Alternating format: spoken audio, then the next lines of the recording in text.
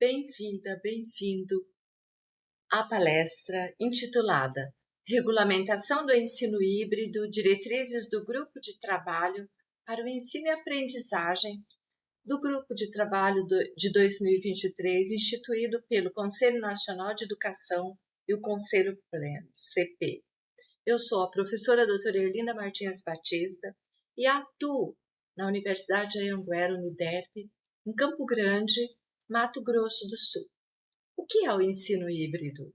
O processo híbrido de ensino e aprendizagem se caracteriza conforme a minuta criada pelo Conselho Pleno do Conselho Nacional de Educação como uma abordagem metodológica flexível, organizada a partir das tecnologias de informação e comunicação. É um processo ativo, inovador, que orienta a atividade docente e as formas diversas de ensino e aprendizagem. Quais são os objetivos desse estudo? Primeiro, enfocar o trabalho do Conselho Nacional de Educação no âmbito do GT, que foi criado para regulamentar a portaria cujo objeto é o ensino híbrido no processo de ensino e aprendizagem. Tal trabalho foi regulamentado pela Portaria número 7, de 23 de abril de 2021. Além desse objetivo, nos objetivos específicos, espera-se refletir sobre a proposta do ensino híbrido para o ensino superior e ainda descrever as diretrizes nacionais sobre a educação híbrida definida no assunto dessa portaria, cujo assunto dizia Diretrizes Nacionais para o Ensino e Aprendizado por Competências e para a Pesquisa Institucional presenciais mediados por tecnologias da informação e comunicação. A comissão do Conselho Nacional de Educação, Conselho Pleno GT Ensino Híbrido, em 23 de 4 de 2021, criada com os seguintes conselheiros: Maria Helena Guimarães de Castro como presidente, Luiz Roberto Liza Cura como relator e Aristide Simadon, Marília Ancona Lopes, Mozart Neves Ramos e Tiago Tondinelli como membros.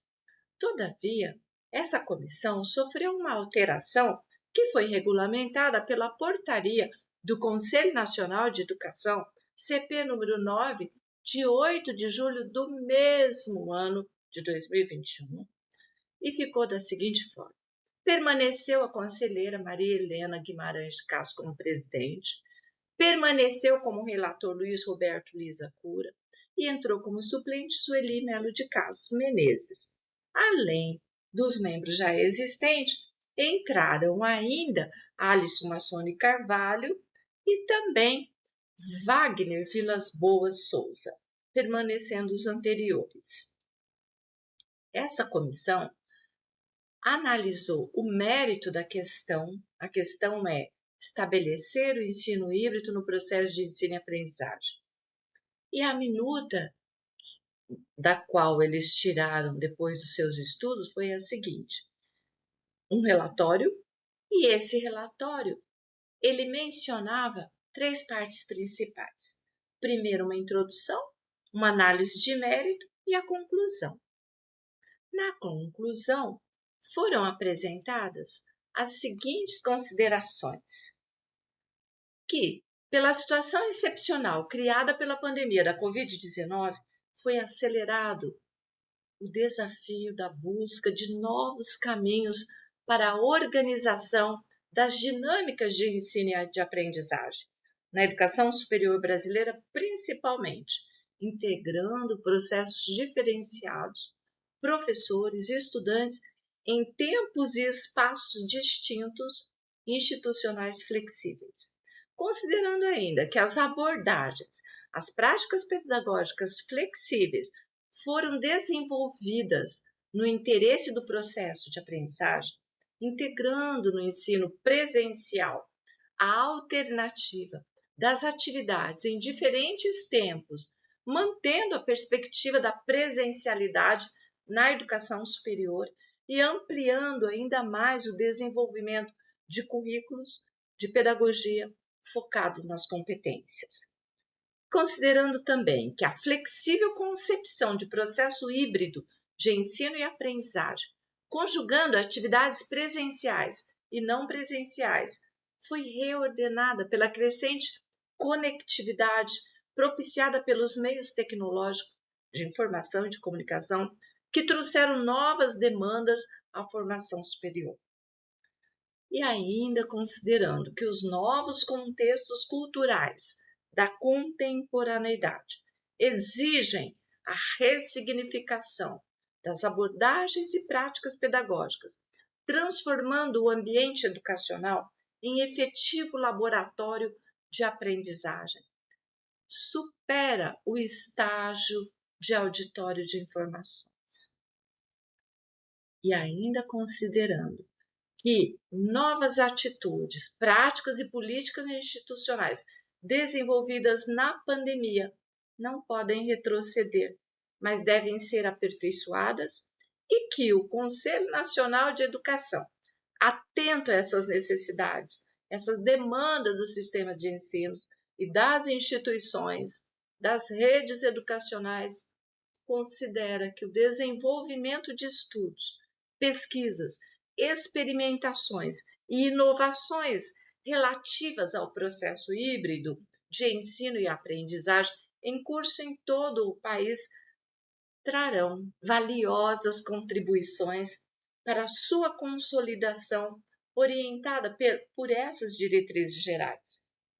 Então, eles passaram ao voto e no item 2 foi apresentado o voto da comissão com a seguinte redação: a comissão vota favoravelmente a aprovação das diretrizes nacionais gerais para o desenvolvimento do processo híbrido de ensino e aprendizagem na educação superior, na forma deste parecer e do projeto de resolução anexo, do qual é parte integrante, conforme minuta do Conselho Nacional de Educação do Conselho Pleno, em 5 de julho de 2022, ano passado. No item 3 desse mesmo relatório, há a votação do Conselho Pleno. E a redação é a seguinte: o Conselho Pleno aprova por unanimidade o voto da comissão, na sala das sessões, em 5 de julho de 2022, e assinado pela conselheira Maria Helena Guimarães de Castro como presidente da comissão. Da conclusão da comissão à minuta, os relatores da comissão, Luiz Cury e a Sueli Menezes, apresentaram então um documento, e esse documento ele mostra o que foi discutido pela comissão. Esse documento, chamado de minuta, ele integrou o processo número 23.001, 00265/2021-36. Ele contém 20 artigos detalhando quais são as diretrizes e as regulações que o processo de ensino-aprendizagem híbrido deve atender. Esses artigos foram elaborados após uma análise de mérito da comissão. Então, da minuta ao GT Ensino-Aprendizado, tivemos uma comissão, e depois da comissão foi instalado um GT, um grupo de trabalho. Esse GT se chama Grupo de Trabalho, que trata especificamente do ensino híbrido, seguindo os artigos da minuta preparado pelo Conselho Pleno do Conselho Nacional de Educação.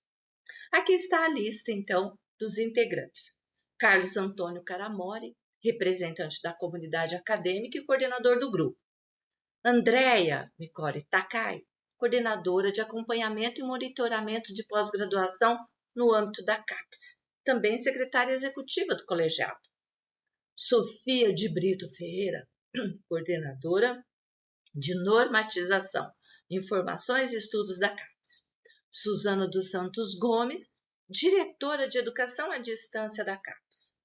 Além desses componentes da CAPES, também compuseram esses integrantes do GT, do Grupo de Trabalho para o Ensino Híbrido, Charles Morphy Dias dos Santos, representante do Fórum Nacional de Pró-Reitores de Pesquisa e Pós-Graduação, FOPRO, Natália Silva Trindade, representante da Associação Nacional de Pós-Graduandos.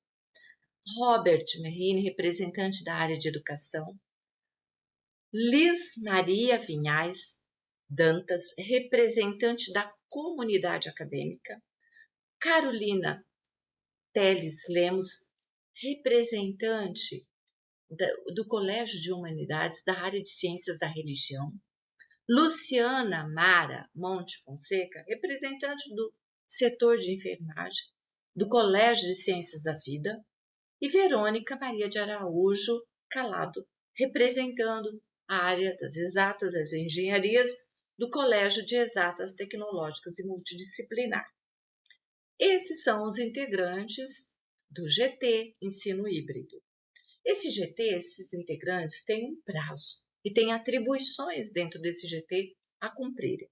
O grupo eleito em maio de 2023, do ano atual, ele foi alterado em 6 de junho de 2023 e iniciou seus trabalhos em 12 de junho deste mesmo ano. O GT tem 120 dias para apresentar os resultados desses trabalhos, que podem ser prorrogáveis por mais 60 dias. A presidente da CAPES, Mercedes Bustamonte, ressaltou que existe uma relevância da criação do GT e destacou que os trabalhos nesse grupo devem ter como referencial da discussão a qualidade no ensino, independentemente das ferramentas, tecnologias utilizadas, cuja inovação também, é claro, é muito bem-vinda. O GT tem as seguintes atribuições conforme o site da CAPES: formular diretrizes para o funcionamento do ensino mediado pelo uso de tecnologias nos programas de pós-graduação em estrito sensu, conhecido como híbrido, e também na graduação, no ensino superior. O artigo 1º da minuta do GT Ensino Híbrido trata as seguintes disposições gerais: sobre as diretrizes nacionais gerais acerca do processo híbrido de ensino e aprendizagem, mediado preferencialmente por tecnologias de informação e comunicação, as TICs, para a educação superior, incluindo a pós-graduação estrito sensu, permeando a organização da formação graduada e da pesquisa, favorecendo o desenvolvimento da cultura digital necessária para os cidadãos do século XXI. Esse é o primeiro artigo. No artigo 2º, ainda no capítulo 1, define-se o processo híbrido de ensino e aprendizagem.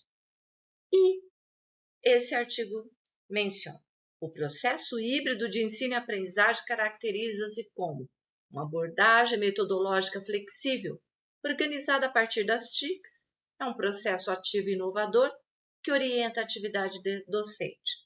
Orienta também as formas diversas de ensino e aprendizagem, destinado à formação por competências, estimulando a autonomia e o protagonismo dos estudantes. E o aprendizado colaborativo também, permitindo integrar as atividades presenciais e a interação virtual de espaços de aprendizagem. Isso está na página 12 da minuta do Conselho Nacional de Educação e do GT do Ensino Híbrido. No artigo 2º, ainda nos parágrafos 1º, 2º e 3º, está postulado as seguintes diretrizes. Os princípios híbridos do ensino e da aprendizagem se associam por meio da mediação das TICs, ou das pedagogias ativas, tais como a participação, a autonomia, o protagonismo, a invenção, a descoberta, a solução de problemas, entre outros. Já no parágrafo 2º, as atividades educacionais híbridas de que trata o caput devem ser organizadas na forma institucional e curricular, nas instalações da própria instituição, superando os ambientes das salas de aula, de modo a proporcionar uma interação de atividades presenciais e remotas, síncronas e assíncronas entre os estudantes e os docentes, bem como práticas diversificadas de atividades de aprendizado vinculadas às respectivas diretrizes curriculares nacionais dos cursos de educação superior. E no parágrafo 3º, o processo híbrido de ensino e aprendizagem não se confunde com a estrutura de cursos ofertados na modalidade da educação à distância, da EAD, podendo, enquanto processo pedagógico, ser adotado preferencialmente aos cursos presenciais, que se constitui como foco das metodologias geradas pelo processo híbrido. Quais são as conclusões que se tira desse estudo? A partir do artigo 2º, parágrafo 2º, salienta que as atividades educacionais híbridas são fomentadas e organizadas na própria instituição. Todavia, elas podem ser presenciais e remotas, síncronas e assíncronas, entre estudantes e docentes, conforme as diretrizes curriculares nacionais para os cursos de educação superior. Tal parágrafo aponta para um currículo que se apresenta mais flexível, por permitir que cursos presenciais possam ter atividades diversas, cuja carga horária curricular pode ser realizada de forma síncrona ou assíncrona, ou ainda pode ser organizado e realizado no âmbito da própria instituição. O parágrafo 3º, ele esclarece ser o processo híbrido de ensino e aprendizagem muito diferente da estrutura dos cursos da educação à distância. Os cursos da educação à distância são regulados pelo artigo 80 da LDB e eles têm uma metodologia própria. E, nesse sentido, essa diferença, enquanto processo pedagógico, pode ser adotado preferencialmente aos cursos presenciais, ou seja, o curso presencial pode adotar o processo híbrido de ensino e aprendizado. Ele não é um curso à distância, ele é um curso híbrido e ele é, portanto, presencial, com atividades síncronas e assíncronas e atividades presenciais e remotas.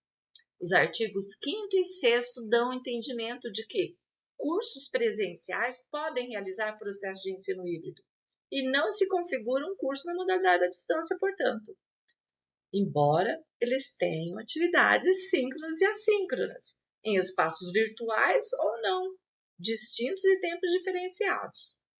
Portanto, há o entendimento desse processo híbrido como atividades e práticas pedagógicas virtuais, todavia, realizados presencialmente na IES, contudo, por meio de acesso digital, sobre eventos externos, por exemplo.